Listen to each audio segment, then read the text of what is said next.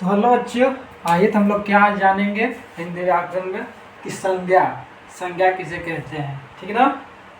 तो हम लोग संज्ञा किसे कहते हैं, किसी का भी जो नाम हो गया उसको संज्ञा कहते हैं। किसी जो भी स्थान का नाम हो गया उसको संज्ञा बोलते हैं। ठीक ना। किसका डिफिनेशन कैसे बनता है, किसी व्यक्ति वस्तु स्थान आदि भाव के नामों को संज्ञा कहते हैं। ठीक ना। हाँ, तो जैसे आपका भी नाम हो गया कल्लू, बादल, जो भी जिससे जिसका भी नाम है, सब जितना भी हो गया सब संज्ञा में ही आएगा। ठीक। जैसे स्थान किसी का नाम हो गया पटना, जो भी दिल्ली, कोलकाता, बनारस, ये सब जितना भी है स्थान का जो नाम, सब किस में आएगा, संज्ञा के में ही आएगा। तो आइए हम लोग जानते हैं और कि इसका डिफिनेशन कैसे हम लोग लिखेंगे। तो संज्ञा, तो संज्ञा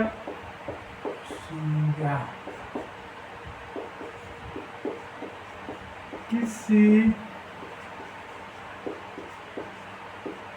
व्यक्ति वस्तु स्थान आदि भाव की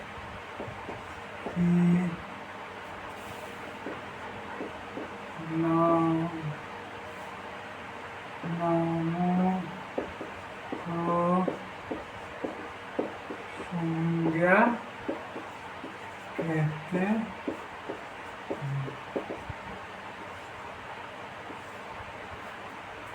ठीक ना। समझे कि कहना क्या चाह रहा है कि किसी व्यक्ति वस्तु स्थान आदि भावों के नामों को संज्ञा कहते हैं। ठीक है। जैसे जैसे में क्या होगा, राम, गंगा, पटना, या अपना नाम भी लिख दीजिएगा तो हो जाएगा। बादल, जो भी जितना भी सब देख रहे हैं, जितना भी नाम सब, राज, ये सब जितना भी नाम हो गया, स्थान हो गया,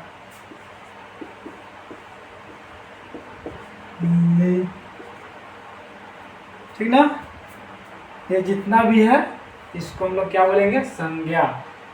अब संज्ञा कैसे कहेंगे कि किसी व्यक्ति वस्तु स्थान आदि भावों के नामों को संज्ञा कहते हैं।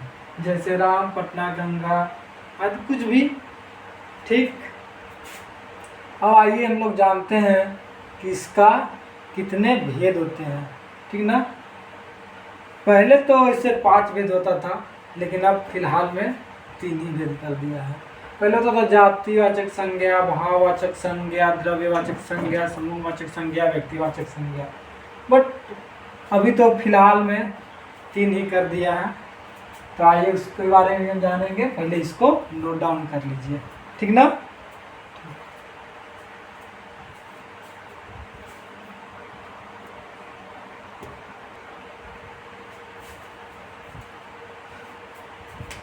तो हाँ बच्चों, नोट डाउन हो गया। अब इसका देखेंगे क्या, नोट डाउन कर लिया ना।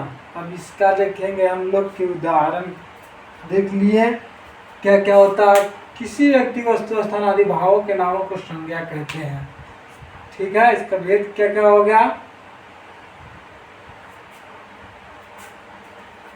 पहला होगा कि संज्ञा कितने भेद होते हैं। तो अगर कोई पूछता कि संज्ञा कितने भेद होते हैं, तो पहले 5 होता था। ठीक ना। लेकिन अब फिलहाल में 3 ही कर दिया है।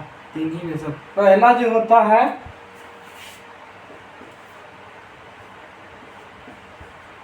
व्यक्तिवाचक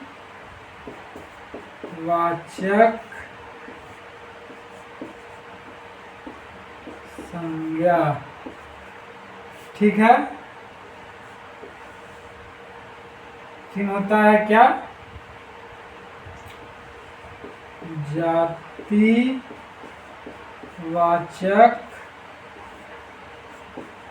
संज्ञा, ठीक है। और जो तीसरा होता है क्या होता है, भाववाचक संज्ञा, ठीक।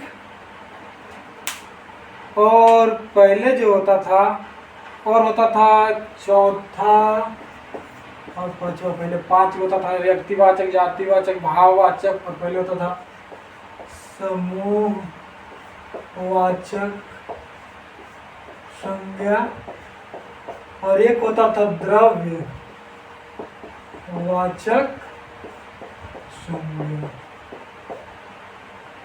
पहले 5 संज्ञा होता था कि व्यक्तिवाचक संज्ञा, जातिवाचक संज्ञा, भाववाचक संज्ञा, समूहवाचक संज्ञा और द्रव्यवाचक संज्ञा। बट अब ये दोनों को हटा करके इन्हीं में इंक्लूड कर दिया गया है, ठीक ना, समझे। इसको नोट डाउन कर लीजिए, फिर और बताते हैं आपको।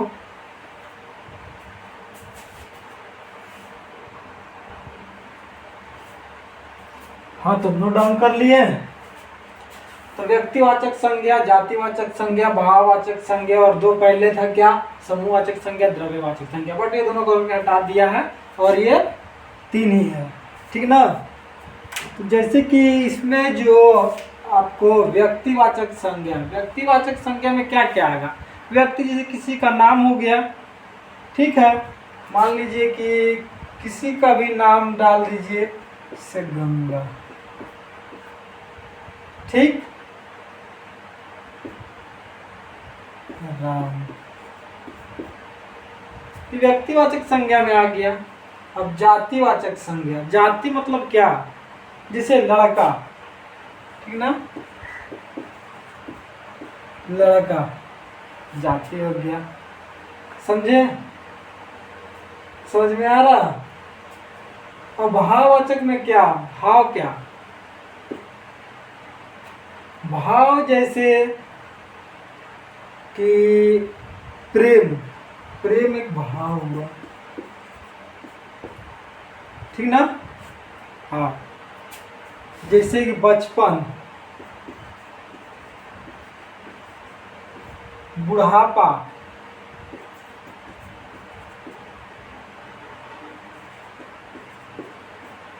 ये सब भाववाचक संज्ञा के इंक्लूड।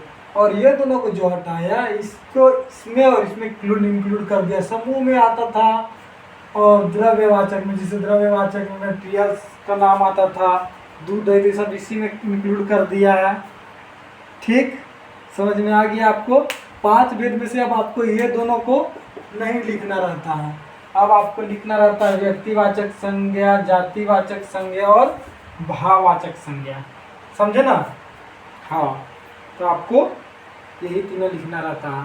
संज्ञा को पूछे कि संज्ञा किसे कहते हैं, तो किसी व्यक्ति, वस्तु, स्थान आदि भावों के नामों को संज्ञा कहते हैं, ठीक है। पूछेगा कि संज्ञा कितने भेद होते हैं, तो आप 3 ही नाम बता दीजिएगा, सही होगा। व्यक्तिवाचक संज्ञा, जातिवाचक संज्ञा, भाववाचक संज्ञा। अगर आपको और याद करना, आप 2 भी याद कर लीजिएगा, समूहवाचक संज्ञा और द्रव्यवाचक संज्ञा। बट ये दोनों को हटा दिया है, ज़्यादा इन्हीं पे तीनों को फोकस कीजिएगा, ठीक है। ठीक, तो समझ आ रहा है, ठीक ना। चलिए, तो अब आगे हम लोग फिर जानते हैं, ठीक है। इसको नोट डाउन कर लीजिए।